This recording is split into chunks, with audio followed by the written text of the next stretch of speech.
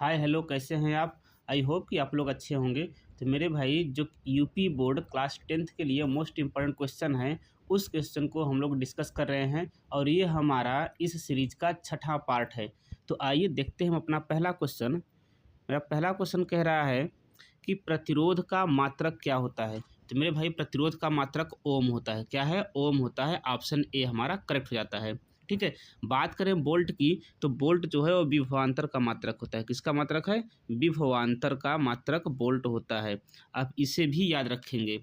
आइए देखते हैं नेक्स्ट क्वेश्चन। नेक्स्ट क्वेश्चन कह रहा है कि दर्पण की फोकस दूरी एफ तथा वक्रता त्रिज्या आर के बीच में क्या संबंध है? तो मेरे भाई, आपको पता होगा कि किसी भी दर्पण का जो फोकस दूरी होता है, यानी एफ जो है, वो उसकी रेडियस यानी कि त्रिज्या की आधी होती है। तो ऐसा हमें ऑप्शन में कहीं नहीं दिख रहा है, तो हम इसको कन्वर्ट करते हैं। तो हम इसको कह सकते हैं कि 2f is equal to are. ठीक है। तो मेरे भाई, 2f is equal to are, यानी कि वक्रता त्रिज्या फोकस दूरी की दोगुनी हो जाएगी। ठीक है। और ऐसा ऑप्शन हमको कहाँ मिल रहा है? ऑप्शन डी में मिल रहा है, यानी ऑप्शन डी हमारा करेक्ट हो जाता है। चलिए देखते हैं नेक्स्ट क्वेश्चन। नेक्स्ट क्वेश्चन कह रहा है कि यकृत स्रावित करता है। कहने का मतलब ये कि हमारा जो लीवर है उससे क्या निकलता है? ठीक है। किस चीज़ का सिक्रेशन करता है? तो मेरे भाई, जो हमारा लीवर है, लीवर से पित्तरस निकलता है। क्या निकलता है? पित्तरस निकलता है। बात करते हैं अन्य ऑप्शंस की। तो यहाँ पे आप देख रहे होंगे लार। तो लार जो है वो हमारे लार ग्रंथियों से निकलता है। ठीक है। अग्न्याशय रस की बात करें तो ये अग्न्याशय रस निकलता है हमारे अग्न्याशय ग्रंथि से, जिसको हम क्या बोलते हैं इंग्लिश में? पैंक्रियाज। क्या बोला जाता है मेरे भाई? पैंक्रियाज। अब है यहाँ पे जठर रस। जठर रस को इंग्लिश में गैस्ट्रिक जूस बोलते हैं। और ये जो जठर रस होता है, ये हमारे स्टमक से निकलता है। कहाँ से निकलता है? स्टमक से निकलता है। ठीक है। तो याद रखिएगा कि जठर रस जो है होता है, इसमें तीन चीज़ें मिली होती हैं। एक HCl मिला होता है। ठीक है। दूसरा क्या होता है? दूसरा होता है म्यूकस।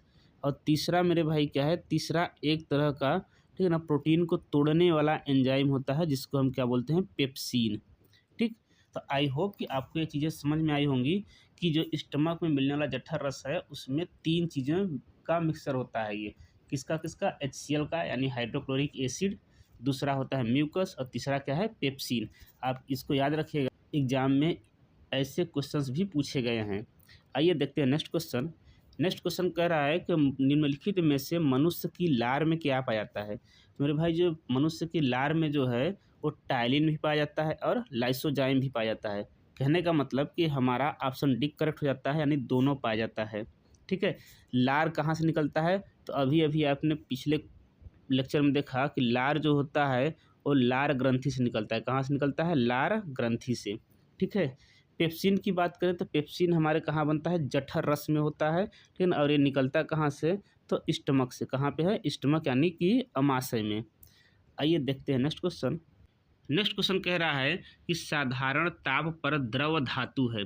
ठीक है। एक ऐसा धातु जो कि द्रव अवस्था में पाया जाए, वो भी साधारण ताप पे, तो ये होता है हमारा मरकरी। क्या होता है? मरकरी। ये मरकरी का सिंबल Hg। ठीक है। आप एक बात और याद रखिएगा कि एक ऐसा अधातु, क्या चीज़? एक ऐसा अधातु जो कि क्या है? जो कि द्रव है। एक ऐसा अधातु जो द्रव है, वो कौन सा है? वो है हमारा ब्रोमीन। कौन सा है? तो मेरे भाई, इसको याद रखिएगा, ब्रोमीन है। ठीक। आई होप कि आपको ये समझ में आया होगा और इससे भी क्वेश्चंस एग्जाम में पूछे गए हैं। आइए देखते हैं नेक्स्ट क्वेश्चन। नेक्स्ट कह रहा है कि पृथ्वी की भूप्रपट्टी में प्राकृतिक रूप से पाए जाने वाले तत्वों या यौगिकों को क्या कहते हैं? तो मेरे भाई, भूप्रपट्टी में जो प्राकृतिक रूप से पाया जा रहा होता है, उन्हें हम बोलते हैं खनिज। क्या बोलते हैं? ऐसे यौगिकों को खनिज बोला जाता है। एक बात और याद रखिएगा, कभी कभी जानवर आपसे अयस्क के बारे में पूछता है। तो अयस्क क्या होता है? ऐसे खनिज जिसमें किसी विशेष धातु की मात्रा ज़्यादा हो। ठीक है। और उस खनिज में से उस धातु को निकालना भी आसान हो, तो उन्हें हम क्या कहते हैं? अयस्क बोलते हैं। क्या बोलते हैं? अयस्क बोलते हैं। ठीक है। तीसरी बात, जो गैंग है, तो गैंग क्या होता है?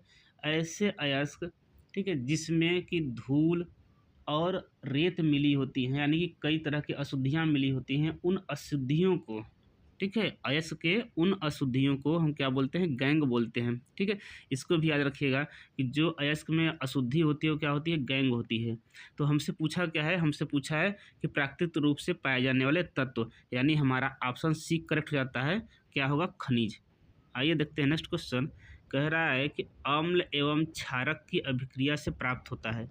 मेरे भाई आप एक बात याद रखिएगा कि जब कभी भी एसिड और बेस दोनों आपस में रिएक्ट करते हैं तो क्या बनाते हैं, साल्ट बनाते हैं, और प्लस क्या बनाएंगे, प्लस वाटर। साल्ट के साथ साथ क्या बनेगा, वाटर बनेगा।